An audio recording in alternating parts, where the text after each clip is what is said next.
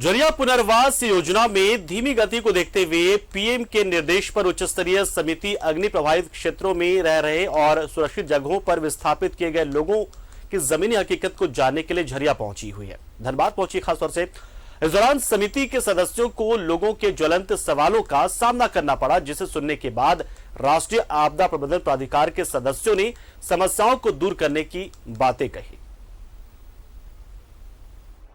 यहां जमीन के अंदर सुलग रही है आग,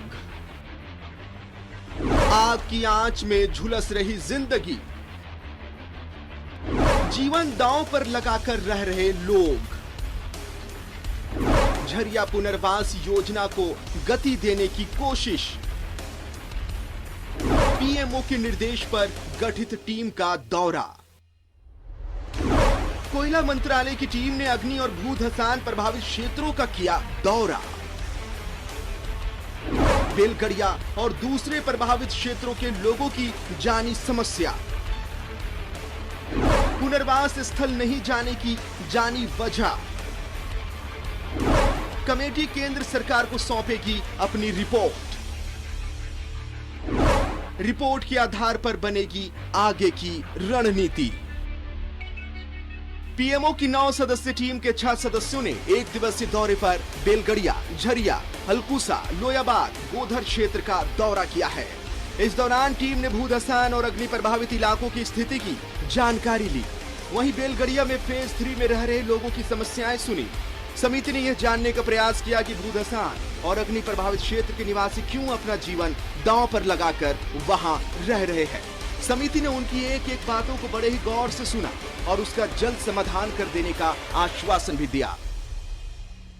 लिमिटेड उद्देश्य है इस कमेटी का, तो आग लगने से लोगों को जो परेशानियां हो जाएं, मान लो लाइफ और प्रॉपर्टी जो एंडेंजर में पड़ जाए, उसको कैसे रोका जाए, उसको जो है कैसे जो पुनर्वास किया जाए, उसके पहलुओं को जांच करने के लिए रिकॉर्ड भी होते हैं, कईयों के रिकॉर्ड नहीं भी हैं।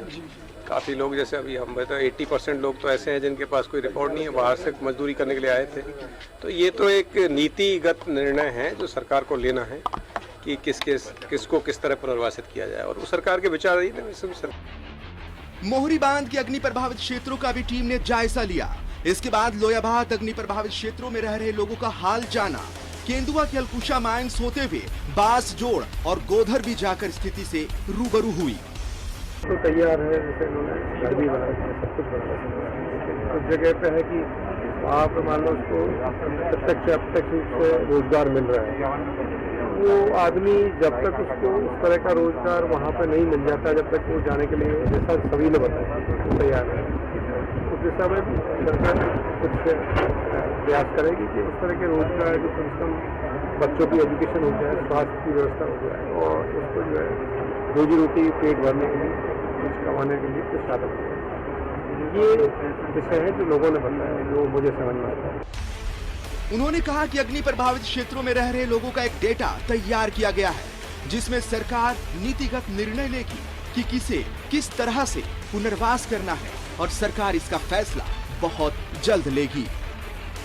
लेकिन एक बात तो जरूर है, कोई भी स्थापन होता है और उसके बाद जो पुनर्वास की प्रक्रिया शुरू होती है, तो उसमें ये लोग प्रोजेक्ट चलाते हैं ताकि सरकार सभी के बीच में आवश्यक समन्वय होना चाहिए।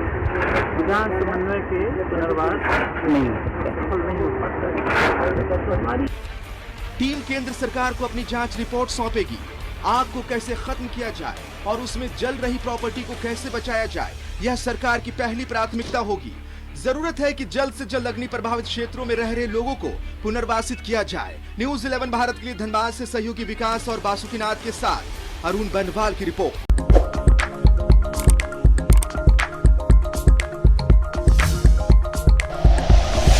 Like and share videos, subscribe करें हमारा चैनल और प्रेस करें बेल आइकॉन। न्यूज़ 11 भारत, सच है तो दिखेगा।